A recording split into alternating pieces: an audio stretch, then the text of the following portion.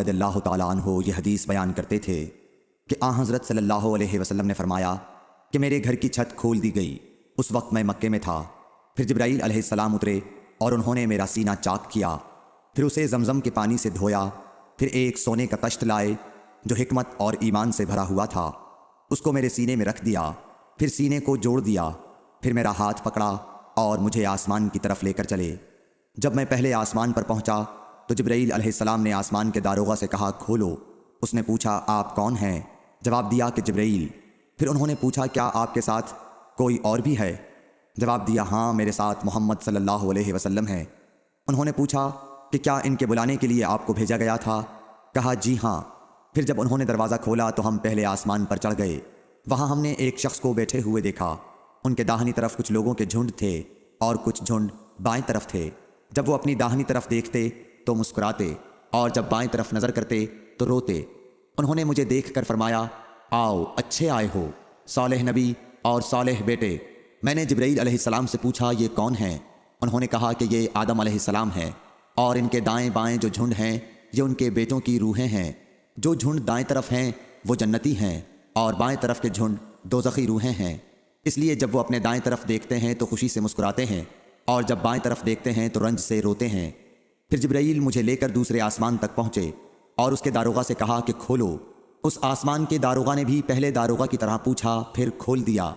حضرت انس رضی اللہ تعالیٰ عنہ نے کہا کہ ابو ذر نے ذکر کیا کہ آپ صلی اللہ علیہ وسلم یعنی نبی صلی اللہ علیہ وسلم نے آسمان پر آدم، ادریس، موسیٰ، عیسیٰ اور ابراہیم علیہ السلام کو موجود پایا، اور ابو ذر نے ہر ایک کا ٹھکانہ نہیں بیان کیا، البتہ اتنا بیان کیا کہ حضور صلی اللہ علیہ وسلم نے حضرت آدم کو پہلے آسمان پر پایا اور حضرت ابراہیم کو چھٹے آسمان پر۔ انس نے بیان کیا کہ جب جبرائیل علیہ السلام نبی کریم صلی اللہ علیہ وسلم کے ساتھ ادریس علیہ السلام پر گزرے تو انہوں نے فرمایا کہ آؤ اچھے آئے ہو، صالح نبی اور صالح بھائی۔ میں نے پوچھا یہ کون ہیں؟ جواب دیا کہ یہ ادریس علیہ السلام۔ پھر موسیٰ علیہ السلام تک پہنچا، انہوں نے فرمایا آؤ اچھے آئے ہو، صالح نبی اور صالح بھائی۔ میں نے پوچھا یہ کون ہیں؟ جبرائیل نے بتایا کہ یہ موسیٰ ہیں۔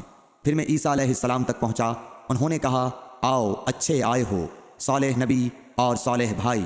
میں نے پوچھا یہ کون ہیں؟ جبرائیل علیہ السلام نے بتایا کہ یہ عیسیٰ ہیں۔ پھر میں ابراہیم علیہ السلام تک پہنچا، انہوں نے فرمایا آؤ اچھے آئے ہو، صالح نبی اور صالح بیٹے۔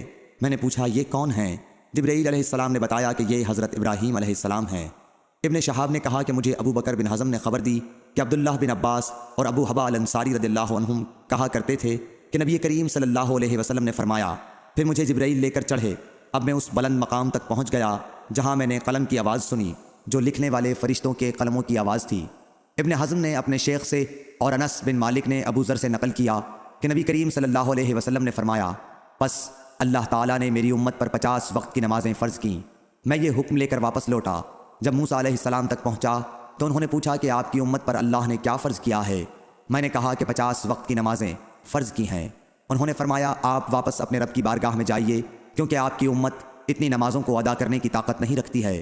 میں واپس بارگاہ رب العزت میں گیا تو اللہ نے اس میں سے ایک حصہ کم کر دیا۔ پھر موسیٰ علیہ السلام کے پاس آیا اور کہا کہ ایک حصہ کم کر دیا گیا ہے۔ انہوں نے کہا کہ دوبارہ جائیے کیونکہ آپ کی امت میں اس کی برداشت کی بھی طاقت نہیں ہے۔ پھر میں بارگاہ رب العزت میں حاضر ہوا، پھر ایک حصہ کم ہوا۔ جب موسیٰ کے پاس پہنچا تو انہوں نے فرمایا کہ اپنے رب کی بارگاہ میں پھر جائیے کیونکہ آپ کی امت اس کو بھی برداشت نہ کر سکے گی۔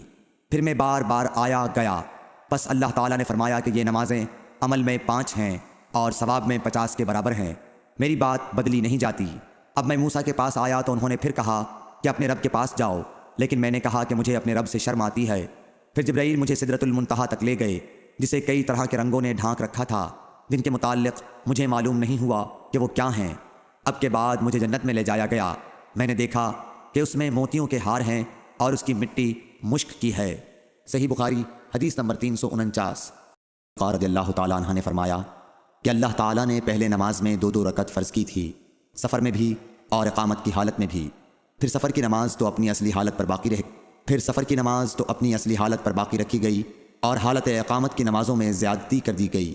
صحیح بخاری حدیث نمبر 350۔ ام عطیہ سے روایت ہے، انہوں نے فرمایا کہ ہمیں حکم ہوا کہ ہم عیدین کے دن حائضہ اور پردہ نشین عورتوں کو بھی باہر لے جائیں تاکہ وہ مسلمانوں کے اجتماع اور ان کی دعاؤں میں شریک ہو سکیں۔ البتہ حائضہ عورتوں کو نماز پڑھنے کی جگہ سے دور رکھیں۔ ایک عورت نے کہا، یا رسول اللہ، ہم میں بعض عورتیں ایسی بھی ہوتی ہیں جن کے پاس پردہ کرنے کے لیے چادر نہیں ہوتی۔ آپ نے فرمایا کہ اس کی ساتھی عورت اپنی چادر کا ایک حصہ اسے اوڑھا دے۔ اور عبداللہ بن رجا نے کہا، ہم سے عمران قطان نے بیان کیا، کہا ہم سے محمد بن سیرین نے، کہا ہم سے ام عطیہ نے، میں نے حضرت صلی اللہ علیہ وسلم سے سنا اور یہی حدیث بیان کی۔ صحیح بخاری حدیث نمبر 351۔ حضرت جابر بن عبداللہ رضی اللہ تعالی عنہ نے تہبند باندھ کر نماز پڑھی، جسے انہوں نے سر تک باندھ رکھا تھا اور آپ کے کپڑے کھوٹی پر لٹکے ہوئے تھے۔ ایک کہنے والے نے کہا کہ آپ ایک تہبند میں نماز پڑھتے ہیں؟ آپ نے جواب دیا کہ میں نے ایسا اس لیے کیا کہ تجھ جیسا کوئی احمق مجھے دیکھے۔ بھلا رسول اللہ صلی اللہ علیہ وسلم کے زمانے میں دو کپڑے بھی کس کے پاس تھے؟ صحیح بخاری حدیث نمبر 352۔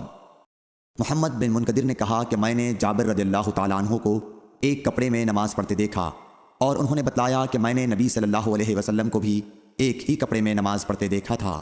صحیح بخاری حدیث نمبر 353۔ عمر بن ابی سلمہ سے روایت ہے کہ نبی کریم صلی اللہ علیہ وسلم نے ایک کپڑے میں نماز پڑھی اور آپ نے کپڑے کے دونوں کناروں کو مخالف طرف کے کندھے پر ڈال لیا۔ صحیح بخاری حدیث نمبر 354۔ عمر بن ابی سلمہ سے روایت ہے کہ نبی کریم صلی اللہ علیہ وسلم کو ام سلمہ کے گھر میں ایک کپڑے میں نماز پڑھتے دیکھا۔ کپڑے کے دونوں کناروں کو آپ نے دونوں کندھوں پر ڈال رکھا تھا۔ صحیح بخاری حدیث نمبر 355۔ عمر بن ابی سلمہ نے خبر دی کہ میں نے رسول اللہ صلی اللہ علیہ وسلم کو حضرت ام سلمہ کے گھر میں ایک کپڑے میں نماز پڑھتے ہوئے دیکھا۔ آپ اسے لپیٹے ہوئے تھے اور اس کے دونوں کناروں کو دونوں کندھوں پر ڈالے ہوئے تھے۔ صحیح بخاری حدیث نمبر 356۔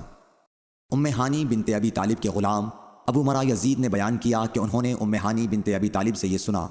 وہ فرماتی تھیں کہ میں فتح مکہ کے موقع پر نبی کریم صلی اللہ علیہ وسلم کی خدمت میں حاضر ہوئی۔ میں نے دیکھا کہ آپ غسل کر رہے ہیں اور آپ کی صاحبزادی فاطمہ پردہ کیے ہوئے ہیں۔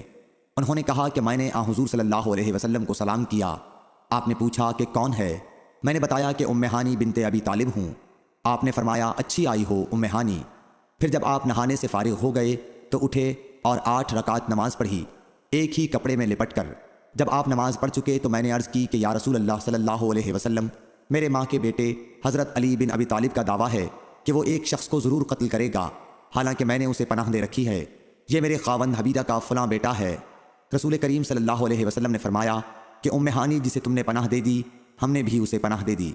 ام ہانی نے کہا کہ یہ نماز چاشت تھی۔ صحیح بخاری حدیث نمبر 357۔ سعید بن مسیب سے روایت ہے، وہ حضرت ابو ہریرہ رضی اللہ تعالیٰ عنہ سے، کہ ایک پوچھنے والے نے رسول اللہ صلی اللہ علیہ وسلم سے ایک کپڑے میں نماز پڑھنے کے متعلق پوچھا تو آپ صلی اللہ علیہ وسلم نے فرمایا، کچھ برا نہیں، بھلا کیا تم سب میں ہر شخص کے پاس 2 کپڑے ہیں؟ صحیح بخاری حدیث نمبر 358۔ حضرت ابو ہریرہ رضی اللہ تعالیٰ عنہ سے روایت ہے کہ رسول اللہ صلی اللہ علیہ وسلم نے فرمایا کہ کسی شخص کو بھی ایک کپڑے میں نماز اس طرح نہ پڑھنی چاہیے کہ اس کے کندھوں پر کچھ نہ ہو۔ صحیح بخاری